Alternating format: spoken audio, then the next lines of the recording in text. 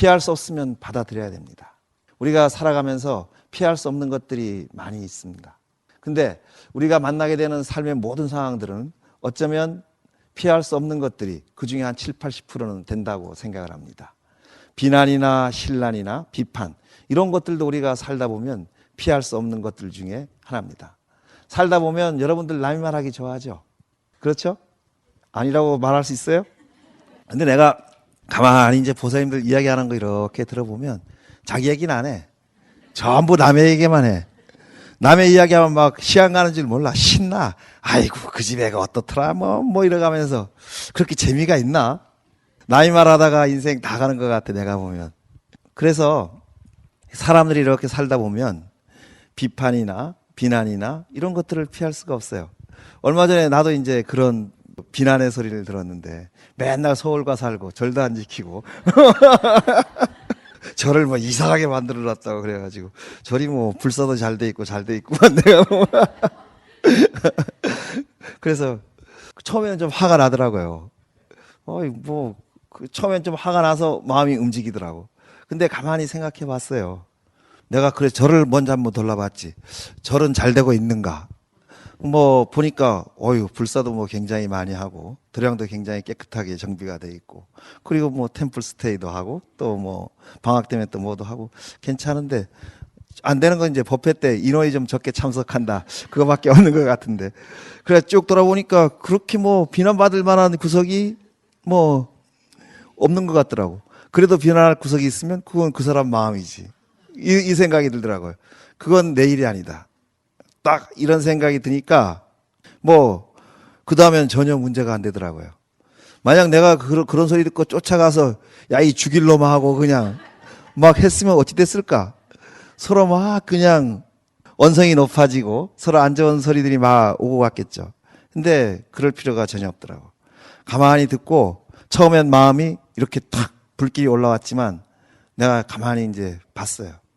보니까 내 나름대로는 괜찮게 한 거예요. 그러니까 이건 내 이야기가 아니야. 그 사람이 그냥 한 이야기일 뿐이지. 이런 생각이 들더라고요.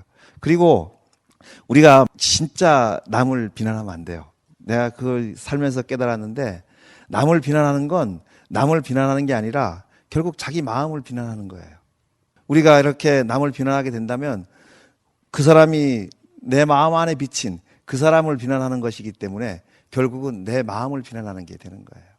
그래서 우리가 남을 비난해야 할 이유가 전혀 없는 거예요. 내 마음은 가만히 있는데 그렇게 착한데 내가 나쁜 그림을 그려놓고 내 마음을 막 비난하게 되면 내 마음이 기분이 좋겠어요? 나쁘겠어요? 결국 사람은 다 자기 마음에 비친 것들을 보고 비난하고 칭찬하고 하는 거예요. 그 사람하고 상관도 없어요. 그러니까 비난한다면 자기 마음을 비난하는 것이고 칭찬한다면 자기 마음을 칭찬하는 거예요. 그래서 어떻게 하겠어요? 날마다 비난하면 결국은 날마다 자기 마음을 향해서 자기가 비난하는 것이 되니까 비난은 그쳐야 되겠죠. 그 부처님께서도 그러셨어요. 부처님도 비난을 많이 받으셨잖아요. 근데 부처님은 비난에 대해서 어떠한 태도를 보이셨는가? 한번 볼까요? 이제 한 브라만이 부처님을 향해서 말씀을 하시는 거예요. 당신은 싱겁고 인간적인 풍미가 없군요. 그러자 부처님께서 맞습니다. 브라만이시여.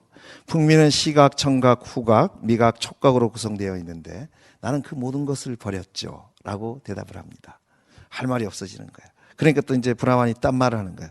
고타마, 당신은 궁핍하고 소유물이 하나도 없지 않소. 그러자 부처님께서 맞습니다. 소유물은 시각, 청각, 후각, 미각, 촉각으로 구성이 되어 있는데 나는 그 모두를 버렸죠. 라고 대답을 하는 거예요. 그러자 또 이제 비난의 말을 합니다.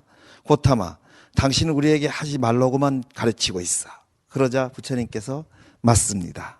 나는 육체적, 정신적, 언어적 잘못을 저지르지 말고 모든 악을 멀리하라고 가르칩니다. 라고 말하는 거예요. 그러니까 여러분들은 누가 비난할 때 부처님의 이 화법을 써야 되는 거예요. 맞습니다. 맞고요. 그러니까 앞으로 누가 여러분들을 비난하면 어떻게 해요? 맞습니다. 맞고요. 그러는 거예요. 지인은 떠들라 그러고 거기 끌려가면 안 되는 거야. 이게 교묘하거든. 이 화라는 것은 아주 교묘한 적과도 같아요. 내가 화날 때까지 그냥 화를 막 약을 올리는 거야. 근데 거기 끌려가면 딱 잡혀먹어 버리는 거야. 근데 화라는 게 너무나 교묘해서요. 화 안 내고 살기가 힘들어요. 근데 화 많이 되면 손해가 많아요. 지금 여러분들 모습이 좀 이쁜데 화를 안 내서 그럴 거예요. 화를 내게 되면 첫 번째 위험이 뭔지 아세요? 못생겨져요. 울그락불그락 한다 그러잖아. 울그락불그락. 울퉁불퉁하다는 말과 똑같은 말이에요. 화내면 막 울퉁불퉁 뒤죽박죽 되는 거지. 근데 오늘 이 시간이 지나면 내가 하는 이야기를 들었기 때문에 지금보다도 훨씬 이뻐질 거예요. 이뻐진다는 말은 역시 좋아요. 근데 사람들은 왜 이렇게 좋은 말을 안 하고 왜 이렇게 자꾸 안 좋은 말만 하고 사는지 모르겠어요. 삶을 좀 정성 들여 살아야 돼요. 삶을 너무 건성으로 살면 말도 막 그냥 지멋대로 나가는 거야. 삶을 정성 들여 살면 말 하나, 행동 하나, 마음씀 하나 이런 것들을 조심스럽게 하게 돼요. 그래서 마음이야 우리가 잘 모르잖아요. 그런데 이 사람이 이렇게 하는 언어나 말을 보면 아, 이 사람이 정말 삶을 정성 들여 살고 있구나. 이런 것들을 느끼게 돼요. 인생이라는 게 질그릇 하나 빚는 거하고 똑같은 거예요. 정성껏 빚으면 멋진 그릇 하나가 완성이 되지만 그냥 막 빚으면 아주 대도 않는 그릇이 나오는 거예요. 그래서 우리는 인생이라는 그릇을 빚는 도공이에요. 도공 다 아주. 그래서 이걸 잘 빚어야 돼. 정성을 아주 혼신의 힘을 다해서 일념으로 이렇게 빚어가야 멋진 그릇 하나를 만들어내는 거예요. 그렇지 않으면 형편없는 것들 만들어내고 마는 거예요. 가만히 생각해 보세요. 내가 지금까지 잘 빚어왔는가 아니면 잘못 빚어왔는가. 잘못 빚어왔다면 지금부터라도 아 이제 이 생을 정말 정성껏 살아야겠다 하는 마음들을 하십시오. 이게 발심이에요. 거창한 발심이 아니라 아 나는 내게 주어진 이 인생의 시간을 정성껏 살아야겠다. 이렇게 마음 먹는 순간 여러분들은 발심하게 되는 거예요. 이러면 신구의 삼업이 다 제어가 되는 거예요. 이렇게 마음 먹고 살아가는 것 이것이 또한 수행이에요. 그러니 우리가 거창하게 따지지 말고 인생을 정성껏 살자. 이 마음 하나 내는 것만으로도 여러분들은 발심한 사람이 되는 거고 또한 수행자가 되는 거예요. 그러니까 화내지 마세요. 화내면 얼굴이 못생겨진다. 이쁘고 싶으면 화내도 날려버려야지. 아주 깃털처럼 가볍게 날려버릴 수 있는 사람들. 이게 화가 태산 같은 바위가 되어서 굴러와도 깃털처럼 탁 날려버릴 수 있는 사람들. 이런 사람들이 정말 멋진 사람들이죠. 그래서 화를 내게 되면 첫째, 얼굴이 못생겨진다. 이걸 잘 기억해야 돼. 그러면 이게 정말 제일 좋은 처방 같아. 화나는 사람들한테. 특히 보살님들한테. 보살님들이 아주 못생기면 어때 뭐. 그리고 이 화를 내게 되면 고통 속에서 잠이 든다는 거예요. 마음이 평안하지 않은데 뭐 그렇게 편하게 잠들 수 있겠어요? 고통 속에서 잠이 든다는 것은 그 다음날도 엉망이 된다는 것을 의미하는 거예요. 잠을 편하게 자지 않으면 그 다음날 이 생기가 원활하게 돌아가지 않게 되고 생기가 원활하게 돌아가지 않게 되면 그 부분들은 뭐 짜증, 권태 이런 것들이 차게 돼 있으니까 사람과의 관계에서도 당연히 엉망이 될 수밖에 없습니다. 그러니까 화내는 사람들은 엄청나게 손해를 많이 보는 거야. 막 화가 막 끓어오르는데 잠이 오겠어요? 잠 절대 안 와요. 그리고 또 재산상의 손실도 보게 돼요. 하나면 어때요? 막 집어 던지잖아. 있는 거. 다 깨지는 거야, 뭐. 그러니까 재산상의 손실도 보게 되고 높은 지위에서 화내는 사람들은 높은 지위에서 떨어지게 되어 있어. 반드시. 화내면 누가 보복해도 보복한다니까. 인자무적이라 그러잖아요. 가장 큰 힘은 어짐이야. 어진 힘이 가장 큰 힘이에요. 어진 사람에겐 적이 없어요. 누구를 제 앞에서 이기면 이건 어리석은 거예요. 어지러서 적을 만들지 않는 사람. 이런 사람들이 진짜 강한 사람들이죠. 근데 이게 가능하겠더라고요. 살아보면서. 그냥 뭐 아까도 이야기했잖아요. 누가 나를 비방하면 맞습니다. 맞고요. 이렇게 대답하면 나는 어지러지는 거예요. 비난해도 이렇게 부처님처럼 이렇게 대꾸하지 않고 받아들이고 이러면 뭐 누가 적이 되겠습니까? 그리고 화를 많이 내기면 친구가 없고 사랑받지 못합니다. 누가 화내는 아내를, 누가 화내는 애인을, 누가 화내는 친구를 과연 사랑하고 좋아할 수가 있겠어요? 절대 화내는 사람은 사랑받지도 못하고 좋아하지도 않아요. 여러분들 사랑받고 사세요? 그리고 좋아하는 친구들이 많이 있습니까? 좋아요. 아주 좋아요.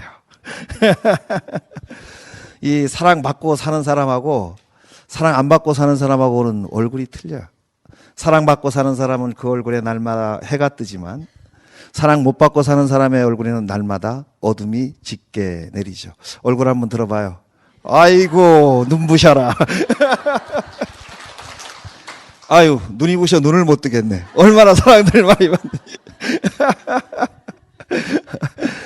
좋아요. 아주 우리가 이렇게 한 번씩 웃고 한 번씩 이렇게 인자한 마음을 낼 때마다 세상은 극락이 되는 거예요. 한 번씩 화내고 한 번씩 짜증 부릴 때마다 세상은 지옥이 되는 거예요. 극락은 가서 만나는 게 아니라 지금 이 자리에서 만나는 거예요. 그러니 날마다 극락의 주인공이 되고 싶으면 날마다 웃는 거예요. 그리고 늘 부드러운 마음을 가지고 살아가는 거고, 화내면 얼굴도 못생겨지고 사랑도 못 받고 또 높은 지위에서 떨어지고 재산상의 손실도 있고, 이 어려운 이 나쁜 일들을 우리는 왜 하며 살려고 하는 걸까요? 나는 늘 이야기해요. 쉽게 살라고. 쉽게 사는 게 좋은 거야. 쉽게 사는 건 남하고 부딪힐 일도 없잖아요. 그리고 뭐 애써서 이러려고 하지 말라는 거야. 안 되는 건 포기하고 좀 뭐 안 이루어지면 어때? 그냥 사는 거예요. 그리고 남하고 이렇게 맞부딪혀 말싸움하기보다는 한번 내가 아이고 미안합니다. 이게 훨씬 쉽잖아요. 이거 얼마나 쉬워. 근데 왜 우리는 이 쉬운 걸 놔두고 이게 뭐 이러고 그냥 끝까지 한번 해볼 테야 해가지고 끝까지 그 힘들여 이기려고 막 이러잖아요. 그건 너무 힘들어요. 그냥 남이 나를 비난해도 남이 나에게 안 좋은 일을 해도 그냥 아이고 미안합니다. 예 맞습니다. 그냥 이러고 가면 쉽게 가는 거야. 쉽게 살자고. 쉽게. 어렵게 살면 세상이 어지러워져. 쉽게 살면 세상도 평안해지고 순탄해지는 것이죠. 그래서 부처님처럼 누군가 비난하면 맞습니다. 이렇게 말하는 것. 화라는 것은 너무나 큰 손실을 입힌다. 그리고 여러분들 이걸 아셔야 돼요. 누군가 나를 비난한다. 그러면 누군가 나를 굉장히 중요하게 생각하고 있는 거예요. 내가 사소하고 별 볼 일 없고 또 못났으면 뭐 비난하겠어요? 대개 이 비난이나 비판은 못난 사람이 잘난 사람한테 하는 거예요. 그렇죠? 잘난 사람은 자기보다 못난 사람 절대 비난하고 비판하지 않아요. 저도 그래요. 저보다 못난 사람한테 절대 비난 비판 안 해요. 나보다 잘나면 비난 비판할까요? 난 비난 비판 안 해. 칭찬하지. 비난 비판 해봐야 뭐 하겠어요. 누군가 나를 비난하고 비판하면 야, 이 사람 나를 그래도 한 수 위로 봐주는 거네. 딱 이렇게 생각하면 되는 거예요. 그래서 이런 말도 있대요. 아무도 죽은 개는 건드리지 않는다 하는 말이 있대요. 그러니까 죽은 개를 누가 건드리겠어요? 살아서 이뻐야 뭐 쓰다듬어 주기도 하고 이러잖아요. 누군가 나를 향해서 비난하고 비판한다면 아, 이 사람은 나를 굉장히 아주 대단하게 생각하고 있구나. 내가 자기보다 위인 걸 스스로 알고 있네. 딱 이렇게 생각하고 기분 좋게 지나가는 거예요. 그러니까 받아들이는 거예요. 받아들이는 그 마음에 어떤 뭐 비난이나 원망이나 경쟁이나 이런 것들은 없게 되는 것이죠.